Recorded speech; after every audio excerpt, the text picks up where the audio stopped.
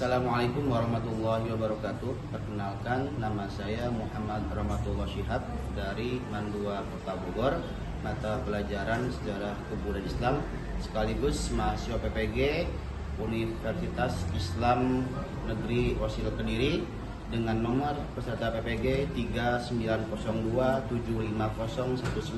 390275019709 dan NIM PPG 2520922225 ingin mempersembahkan praktek mengajar di mata pelajaran Sejarah Kebudayaan Islam kelas 11.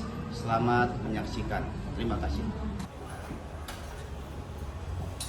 Assalamualaikum. Waalaikumsalam.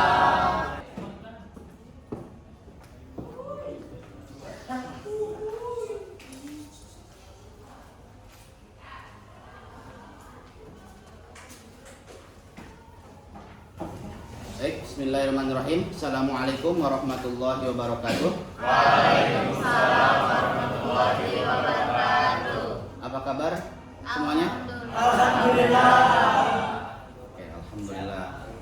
Baik, sebelum kita mulai pembelajaran, alangkah baiknya Bapak akan absensi dulu ya. Untuk yang hadir, angkat tangan.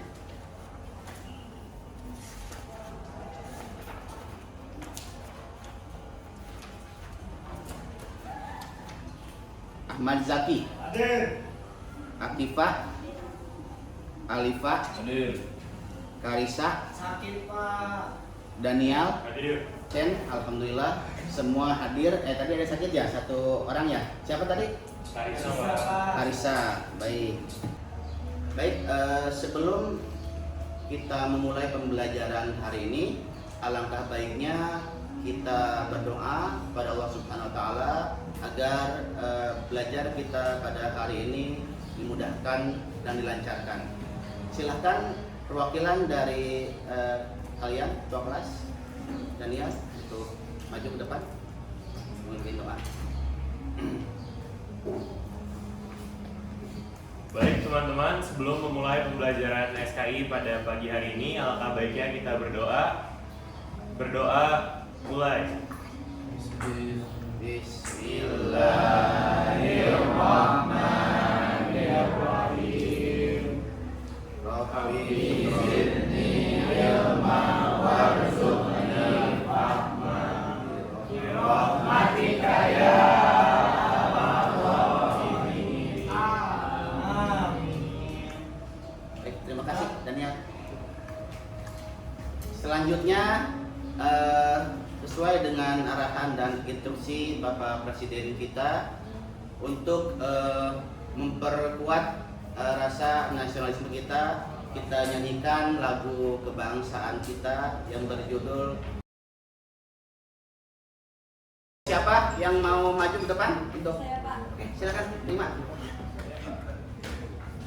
Semuanya sama-sama ya. Garuda Pancasila ya. Ayo maju, maju, ayo maju, maju, ayo maju, maju. Garuda Pancasila, akulah pendukungmu.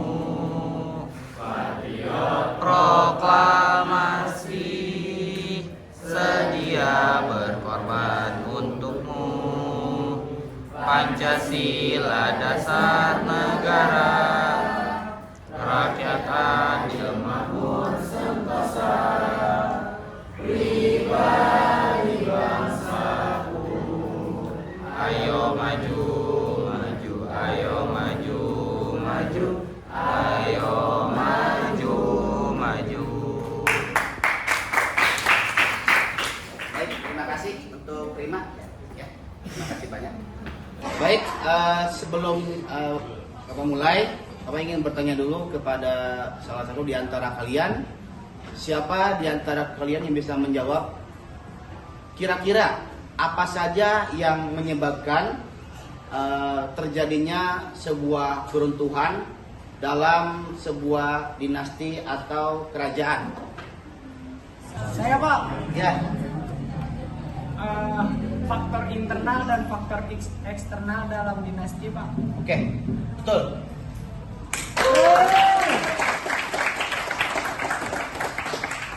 Sekarang kita akan membahas materi tentang berdirinya Daulah Utsmani. Setelah kemarin kita membahas latar belakang berdirinya sejarah Daulah Utsmani. Ya. Sebelumnya kita akan dari awal kita bahas dulu ya. Sebelum adanya kerajaan Utsmani, itu ada beberapa kerajaan yang berdiri. Di antaranya ada kerajaan yang pertama apa itu? Syafawi. Lalu yang kedua Utsmani, dan yang ketiga ada kerajaan Mughal. Kalau yang pertama Syafawi itu di mana? Di Persia, ya. Yang kedua Utsmani itu di Turki. Kemudian yang ketiga Mughal itu di India.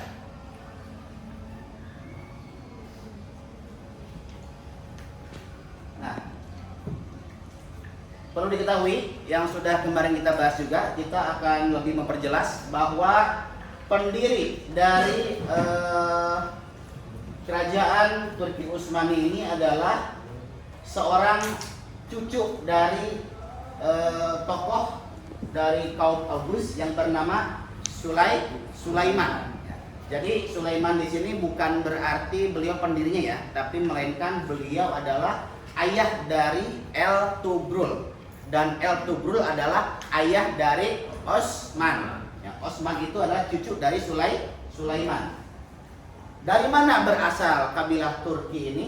Mereka berasal dari kabilah Oghuz, ya, yaitu daerah Mongol dari utara negeri Cina.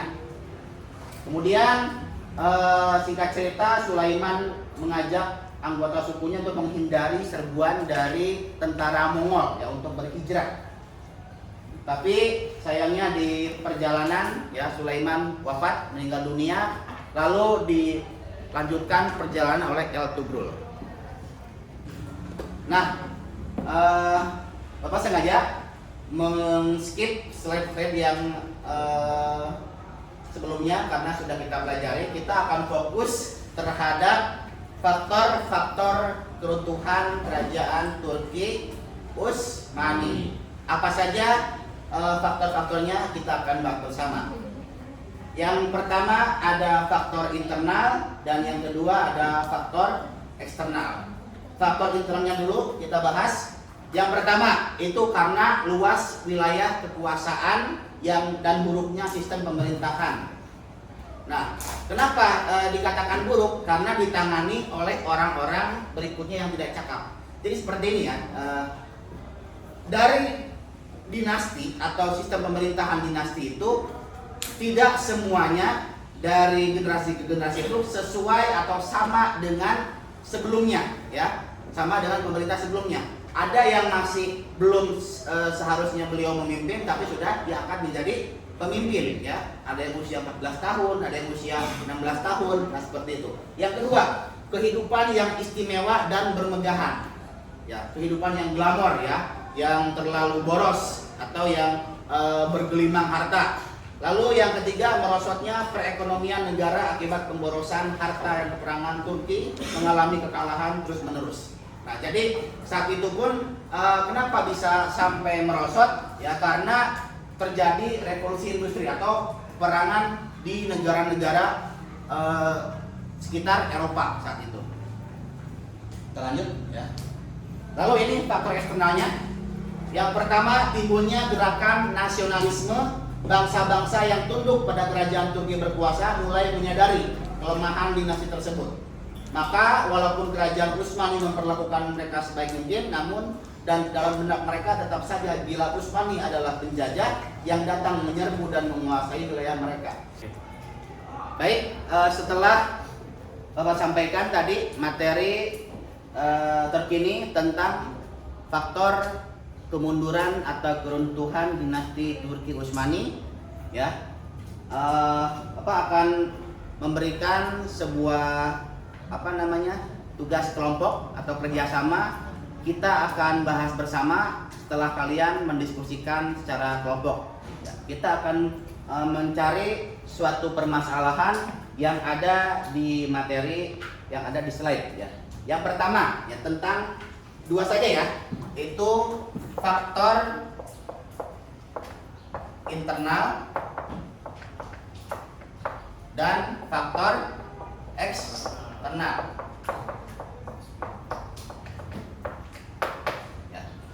Apa yang harus kalian cari?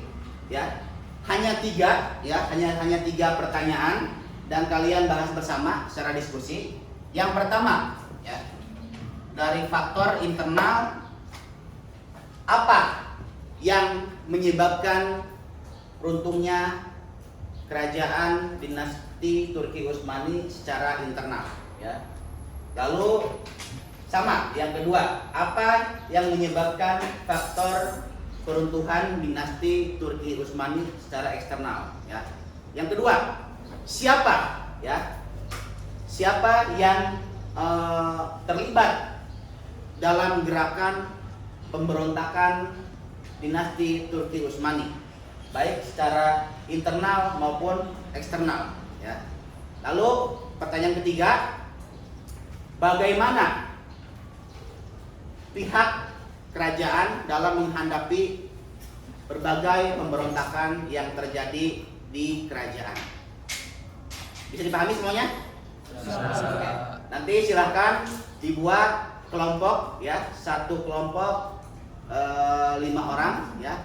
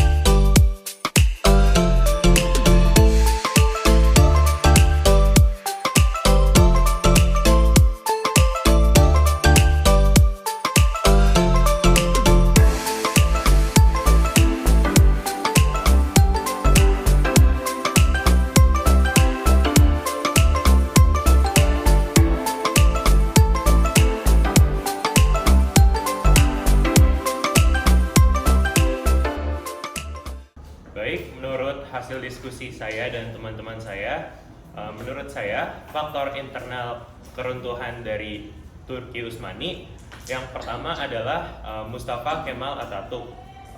Beliau ini ingin menyebarkan paham Islam sekulerisme di Turki Utsmani, yaitu paham Islam yang memisahkan agama dengan kehidupan sehari-hari. Nah, dan juga faktor internal lain adalah kekecewaan masyarakat terhadap pemerintahan yang hidup yang memiliki sifat hedonisme.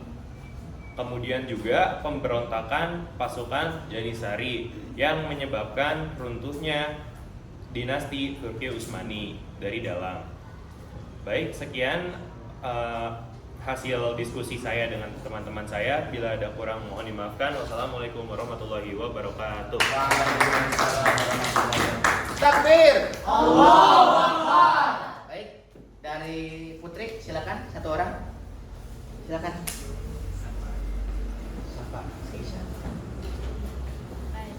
Assalamualaikum warahmatullahi wabarakatuh. Waalaikumsalam warahmatullahi wabarakatuh. Oke teman-teman semua, jadi di sini saya perwakilan dari kelompok saya ingin menyampaikan hasil diskusi yang tadi.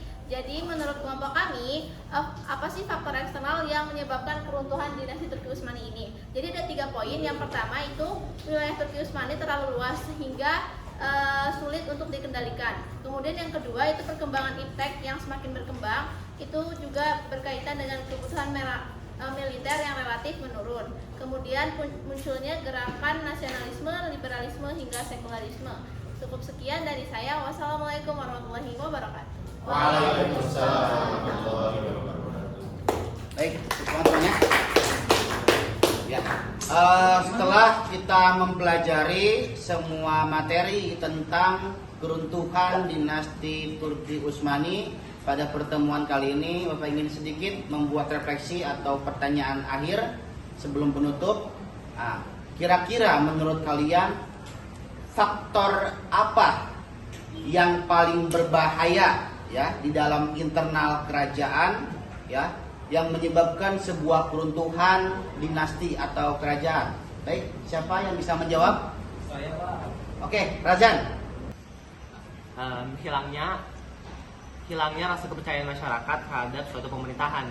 Kenapa? Karena masyarakat sendiri itu merupakan faktor yang terpenting, salah satu faktor penting dari terbentuknya suatu dinasti atau suatu pemerintahan. Oke, bagus.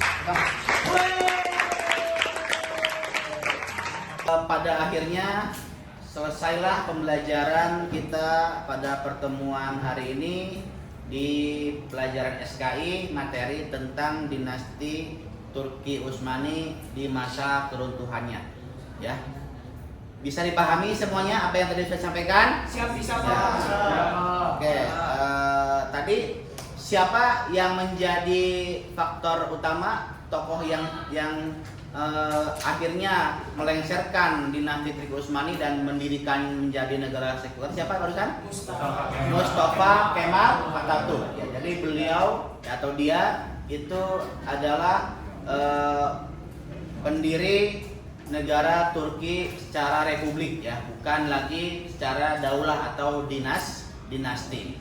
Baik, semoga pembelajaran pada pertemuan hari ini mendapatkan keberkahan dan juga kita semua mendapatkan ridho dari Allah Subhanahu wa taala. Kita akhiri sama-sama dengan membaca hamdalah. Alhamdulillahirabbil alamin. Subhanakallahumma wa bihamdika asyhadu an la ilaha illa anta astaghfiruka wa atubu ilaik. Assalamualaikum warahmatullahi wabarakatuh.